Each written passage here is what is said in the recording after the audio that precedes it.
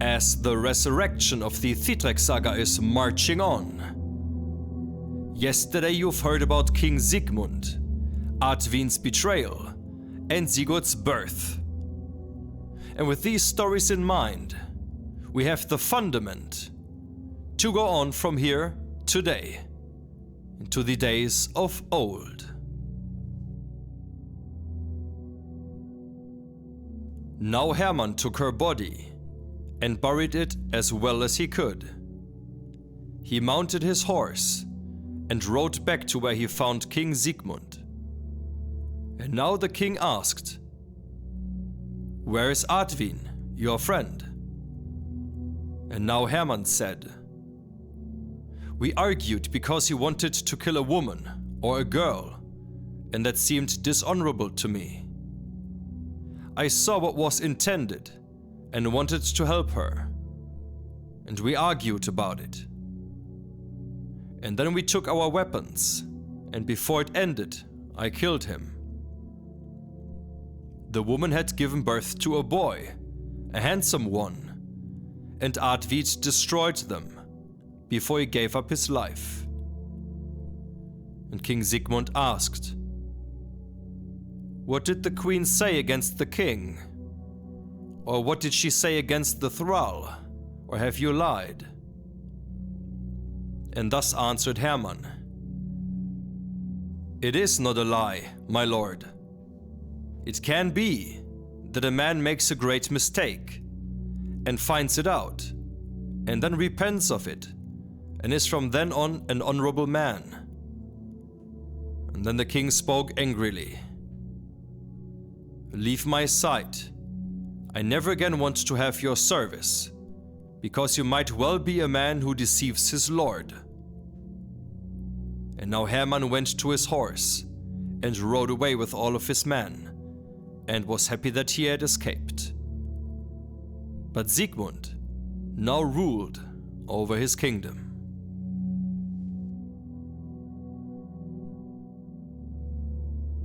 The glass vessel drifted with the river to the sea, and it was not long before it was cast ashore and driven onto an island.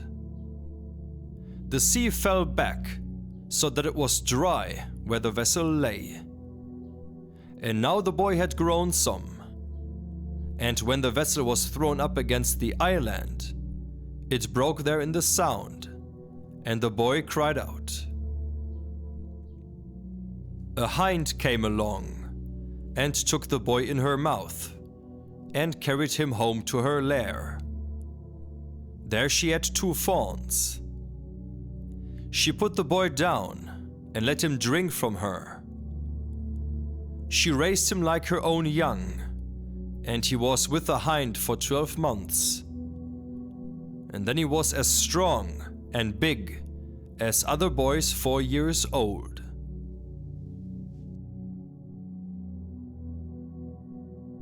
A man was called Mimir. He was a smith, so famous and so skillful that there was almost no match for him in his handiwork. He had many boys with him who served him.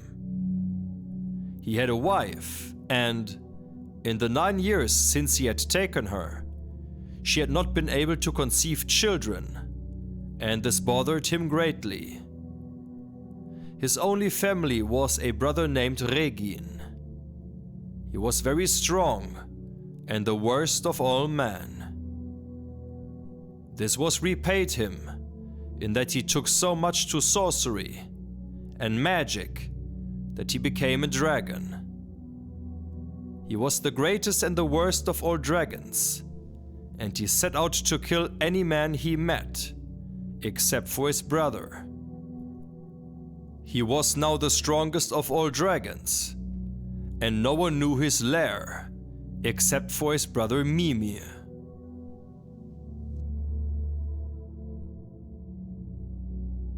Now one day, Mimir set out to go into the woods to burn charcoal, and planned to be there 3 days. When he came into the forest, he made a great fire. And when he was standing alone before the fire, there came to him a boy.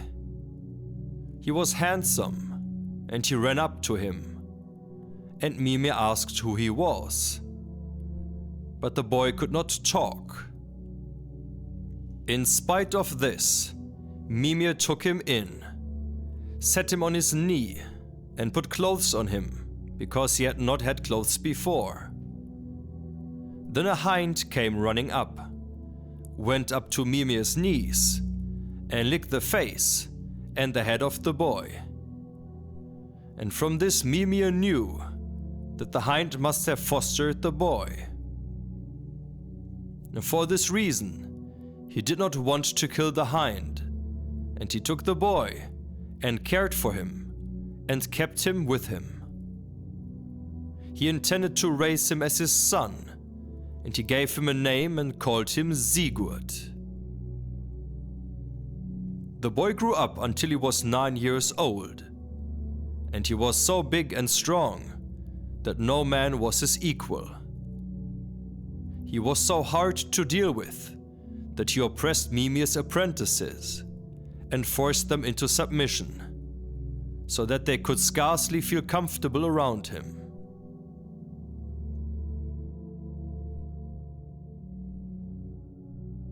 A boy was called Ekkihard. He was the strongest of the 12 apprentices. And it happened one day that Siegfried, that you know as Sigurd, came to the smithy where Ekkihard was working. And he struck Siegfried on the ear with his tongues. And Siegfried took him by the hair with his left hand so hard that he fell to the ground. And now all the apprentices ran up and wanted to help Ekkihard. But Siegfried turned quickly toward the door and ran out the door, dragging Ekkihard after him by the hair. And thus they went until they came before Mimir, who said to Sigurd, "You do ill to pick on little boys who want to do something useful, while you do nothing but ill. You have now grown strong, and could do at least as much as any of them. And now I shall arrange things, so that you will work willingly. And if you do not want it otherwise, I shall bring you to the point that you will be glad to work and accomplish something." And he took him by the hand and led him to the smithy. Mimir then sat down before the forge, took out a large piece of iron and laid it in the fire, and gave Sigurd a large hammer. And when the iron had become hot, he took it out and put it on the anvil, and told Sigurd to beat it. Sigurd struck it with his first blow so hard that he split the anvil stone in two, and the anvil went into the ground up to the top, and the iron flew away. The tongs broke apart against the hammer shaft and went far down into the ground. And Mimir spoke then, "Never have I seen a blow more terrible, nor more unskillful than that. And whatever else becomes of you, you will be worthless in this handiwork." And now Sigurd went to the sitting room and sat down by his foster mother, and told no one what he considered good or ill. Now Mimir realized that he would get great misfortune from this boy, so he set out to kill him. He went into the forest where there was a great dragon, and he said that he would give him a boy and that he should kill him. And then Mimir went home. The next day, Mimir talked with Sigurd, his foster son, and asked whether he would like to go to the forest to burn charcoal. And Sigurd answered, "If you are just as well disposed toward me from now on as you have been up to now, then I will go, and there I shall do everything you wish." Now Mimir prepared him for this journey, and gave him wine and food for the 9 days he would be away, and 1 wood axe. And now he went and directed him to the woods where it seemed good. And now Sigurd went to the woods and set things up. He then went and cut down much wood, made a great fire, and dragged the huge trunk he had cut down to it. Then it was time for a meal, and he sat down to his food and ate. He ate up all of his food, and he did not leave a single drop of wine. He ate everything Mimir had thought would last 9 days. And then he spoke to himself. Scarcely can I wait for the man to come here, with whom I might fight. And I think 1 man's killing would not be too big a job for me. And as he said this, a great fire dragon came toward him. He said, "Now it could be that I may quickly test myself just as I wished." And he jumped up to the fire and took hold of the largest beam that was laying in the fire. And then he leapt at the dragon and struck him on the head and knocked the dragon down with a blow. And the dragon fell to the ground.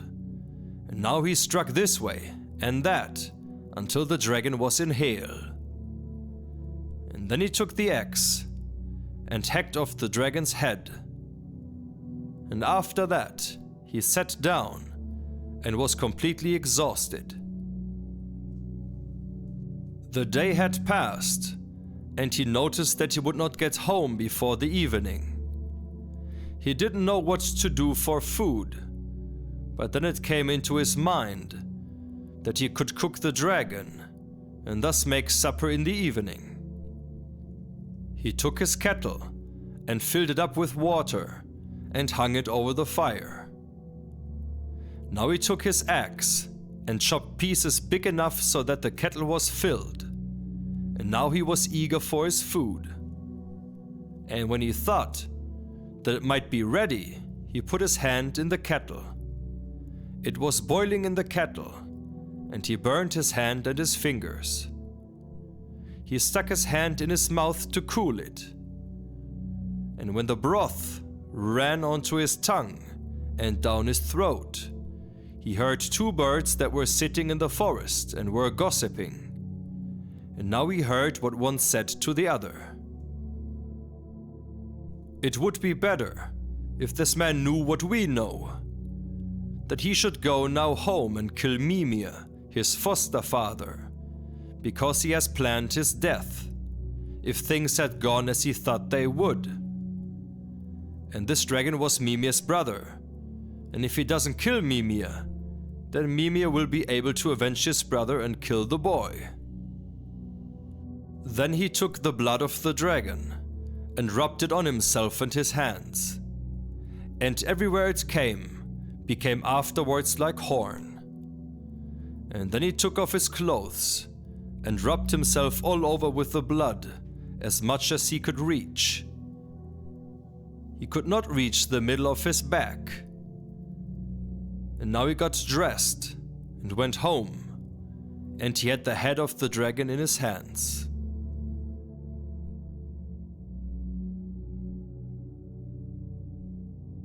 Ekkihard was outside, and he saw that Sigurd was approaching, and he went to his master and said, "Yes, my lord, now Sigurd is coming home, and he has the head of the dragon in his hands.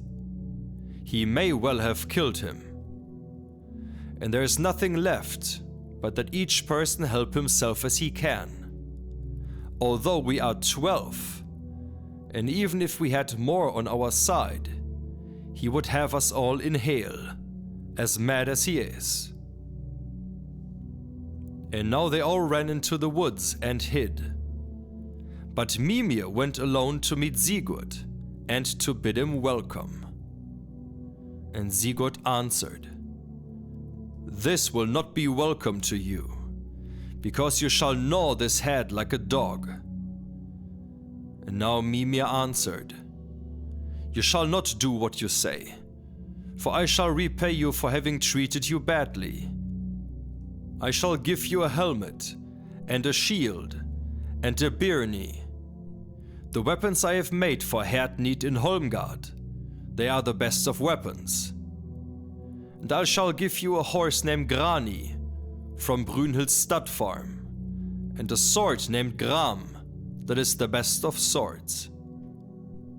And Sigurd answered, I may consent to that, if you fulfill what you promise. And then they both went home together. Mimir took the mail hose and gave them to him, and Sigurd armed himself with them. And next, Mimir took a birni, and Sigurd slipped it over himself. And then Mimir gave him a helmet, which Sigurd placed on his head. And then Mimir gave him a shield. And all of this armor was so good that one could scarcely find its equal. Now he gave him a sword, and when Sigurd had the sword, he brandished it, and it seemed an excellent weapon. And then he swung the sword as hard as he could, and gave Mimir his death blow.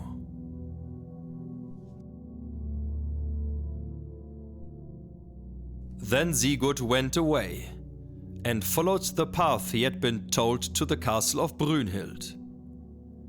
And when he came to the castle gate, there was an iron door there, and no one to open it. He struck the door so hard that the iron bolts with which the door was locked broke asunder.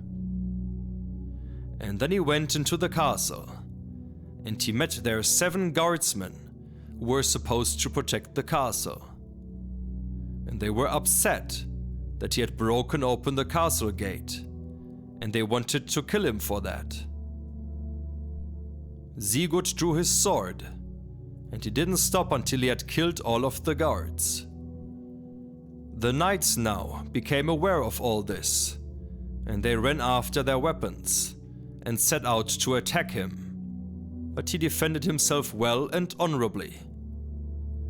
And Brynhild heard this news while she was sitting in her chamber, and she said, "That must be Sigurd Sigmund's son, who has arrived, and although he has killed 7 of my knights, and now has killed 7 thralls, he should still be welcome here with us." And then she went out to where they were fighting, and bade them cease. She asked who this man was who had come to them, and he identified himself, and said that his name was Sigurd. And she asked what family he had come from, and he said that he didn't know. And then Brynhild spoke. "Even if you know nothing to tell me, I can still tell you that you are Sigurd, the son of King Sigmund and Sisibe, and you shall be welcome with us. What did you intend with your journey here?" And Sigurd replied, "I was sent here by my foster father Mimir to find the horse that you own named Grani. And now I would accept him if you were to grant him to me. You may well accept a horse from me, if you will, and even though you might wish more, you are welcome to our hospitality, whatever you wish to have." And now she commanded the man to bring the horse, and they spent the whole day trying to catch it, but they could not. And they returned home in the evening without it, and Sigurd spent the night in good hospitality. The next morning, she commanded 12 men to go, and Sigurd went as the 13th. And now the 12 pursued the horse for a long time, but could not catch him, and then they gave up. Sigurd asked for the bridle, and he went toward the horse, and the horse went to meet him. He took the horse, laid the bridle on him, and climbed on his back. And now Sigurd rode away, and thanked Brynhild for her hospitality. And after this, he never spent 2 nights in the same place until he reached Bertangaland. The king called Isung ruled over there. He had 11 sons. Isung was the greatest of all fighters, and so were his sons. He welcomed Sigurd and made him his advisor and his standard bearer, and considered himself well off.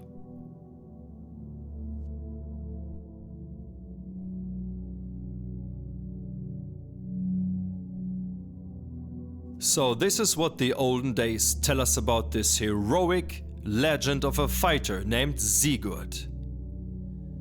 One who ruled over Niflungaland, a feast hosted by King Thidrik, and the beginning of a hero show, are the subject of the next, the 30th episode of the Thidrekssaga.